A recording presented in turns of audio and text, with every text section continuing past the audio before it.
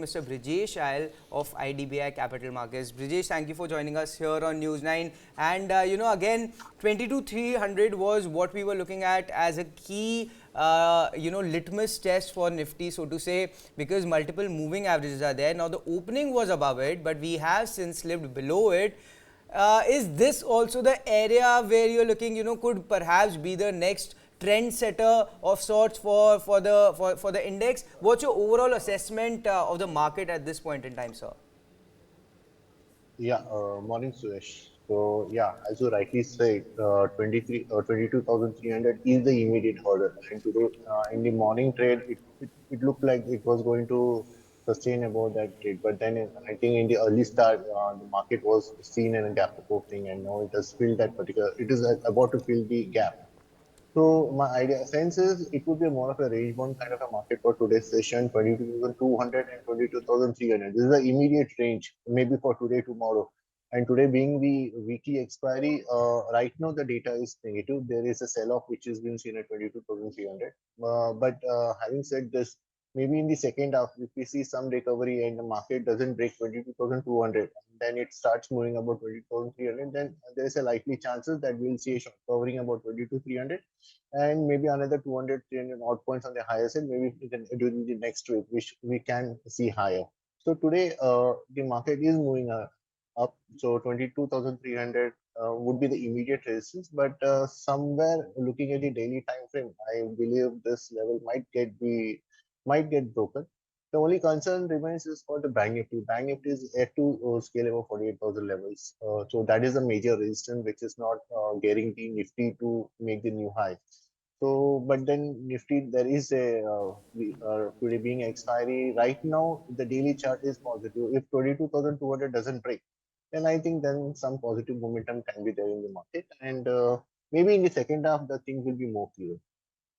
Good morning, Brijesh. Now, Mahindra and Mahindra are expected to announce their quarterly results today. Their analysts expect the revenues to go up 7% to 24,182 lakhs year on year. Net profits are expected to rise about 5%, 4.7% to 2,026.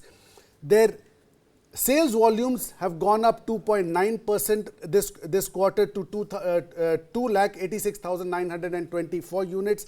Tractor sales year on year this quarter have slipped 20% and quarter on quarter 30%. The stock is on an all-time high. What do you make of Mahindra and Mahindra? So the auto is one pack which is moving up, and obviously Mahindra and Mahindra is something which is contributing to the rally. And there is no negative bias. If you look at the way there was a recovery in monthly charts from the level of 1800, from 1800 to 2300, so quite a good sharp up move. There can be a slightly profit booking only because of the overbought nature in the daily time frame. But directionally, I believe this is quite a good trade setup. And eventually, if the Nifty and index has to gear up, auto is one sector which we are extremely bullish. For example, M&M, we are liking Maruti is something which is positive. And in the recent correction, whatever we saw, Tata Motors had come to the support level. So overall, the sector, auto as a sector, I believe this is a quite strong positive bias. And Mahindra, slight profit booking can be there to the levels of 100, 150 odd points, but then directionally the view is positive. So correction should be viewed to the long to add long positions, and somebody to already having a long position should ride the momentum.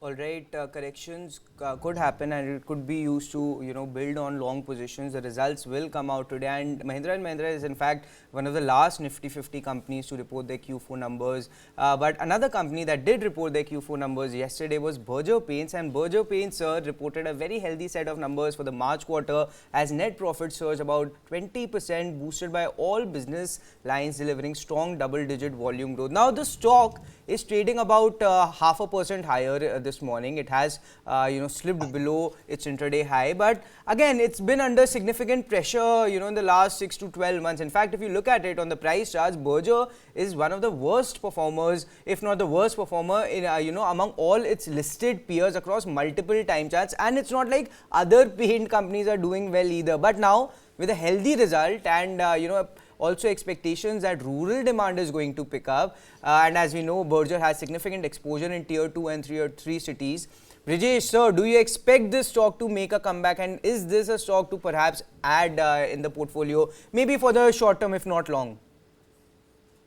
Suyash, I believe more than a short term, I think I would prefer to go for a long term bet because the reason is 450 is the level which is the multiple demand zones on the monthly time frame, and I think 485 right now, whatever the price it is, 485. So the risk reward ratio is favorable at this point. So I think somebody wants to take a long term bet. 450 would be the precise stop loss. So it looks reasonable to make an entry, and even a trading bet can be because the way it has fallen so heavily in the last 1 month.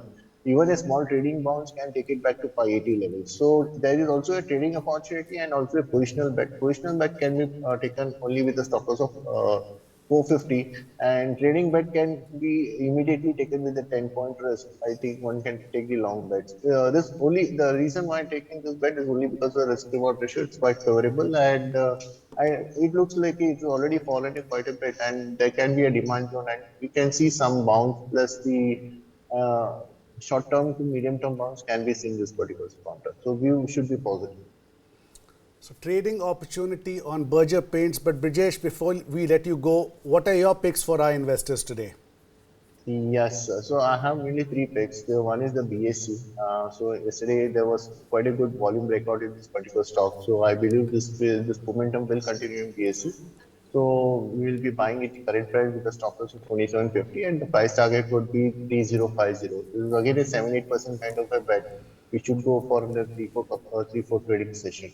One more is the Varroc engineering at 547. It looks quite positive, and with the stop loss of 530, I think we can take a long bet for 575. And lastly, the Bector force. So again, there is a good amount of volume which was seen in yesterday's session. One should go along at the current price with the stop loss of 1245 for the target of 1350. Those are the top stock picks from Brijesh Iyer for the very short term. Sir, thank you for giving us time here on News 9. Always great insights from you. Sure. Thank you.